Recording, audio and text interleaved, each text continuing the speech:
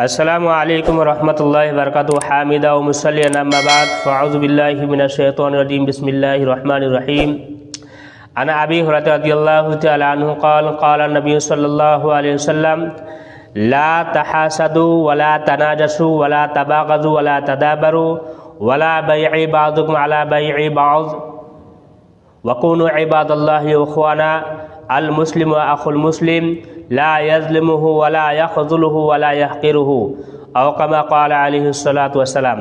میرے محترم ساتھیو، آج میں اسی حدیث کا بس صرف آپ لوگوں کو ترجمہ سنانے والا ہوں۔ بہت بہترین حدیث ہے اور جو چیزیں ہمارے اندر موجود ہے حضور اکرم صلی اللہ علیہ وسلم نے وہ چیزیں 1400 سال پہلے ہمارے لیے بیان فرما چکے ہیں۔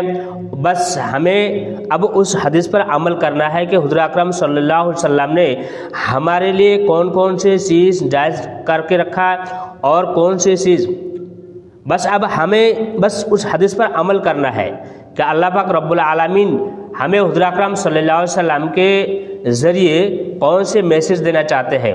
تو حضور اکرم صلی اللہ علیہ وسلم کی یہ جو حدیث ہے میں نے پڑھا ہے، سنا ہے، دیکھا ہے، اب میری ذمہ ہے کہ میں آپ لوگوں تک پہنچاؤں۔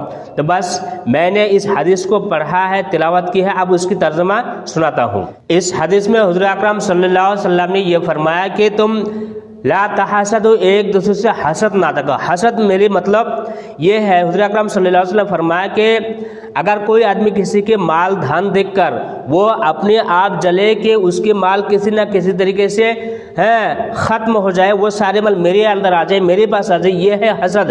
حسد کرنا منع ہے۔ اور دوسری بات حضور اکرم صلی اللہ علیہ وسلم نے فرمایا کہ ولا تناجشوا، یعنی کسی کو دھوکہ دینے کے لیے قیمت نہ بڑھاؤ۔ یہ اکثر عام بات ہے، کسی آدمی کسی کو دھوکہ دینے کے لیے قیمت بڑھا دیتا ہے، حالانکہ اسے وہ سامان نہیں لینا نہیں ہے، لیکن وہ بس دھوکہ دینے کے لیے قیمت بڑھا دیتے۔ اس سے بھی حضور اکرم صلی اللہ علیہ وسلم نے منع فرمایا۔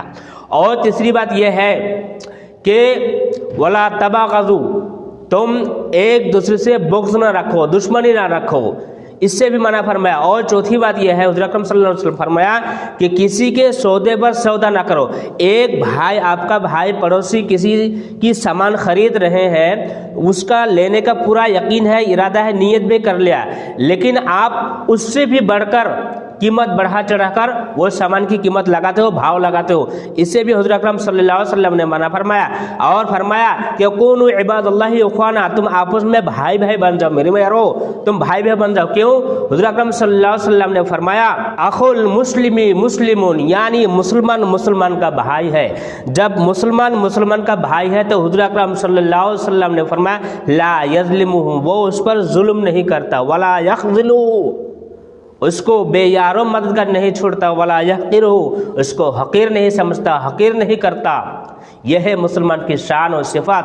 میرے محترم ساتھیو، اگر ہم اس حدیث پر غور کرتے ہیں تو ہمیں پتہ چلے گا کہ ہم کس کھیت کے مولی ہے۔ حضور اکرم صلی اللہ علیہ وسلم نے ہمیں کیا بنانا چاہا اور ہم کیا بن کر رہ گئے۔ میرے محترم ساتھیو، اب اس زمانے میں اب دیکھیے، غور کیجئے کہ ہمارے اندر کون کون سی صفات ہے۔ کیا ہم ایک دوسرے سے بغض نہیں رکھتے؟ کیا ہم ایک دوسرے سے حسد نہیں کرتے؟ کیا ہم کسی کو دھوکہ دینے کے لیے قیمت نہیں بڑھاتے؟ کیا ہم کسی کے سودے پر سودا نہیں کرتے ہیں؟ اور ہم ایک دوسرے کو بھائی بھائی بھی نہیں سمجھتے ہیں، دشمن سمجھتے ہیں۔ خاص طور پر الیکشن کے موقع پر ہم ایک دوسرے سے بغض رکھتے ہیں، حسد کرتے ہیں اور دشمنی رکھتے ہیں، عداوت رکھتے ہیں۔ اس لیے میرے محترم ساتھیو، اس حدیث پر عمل کیجئے۔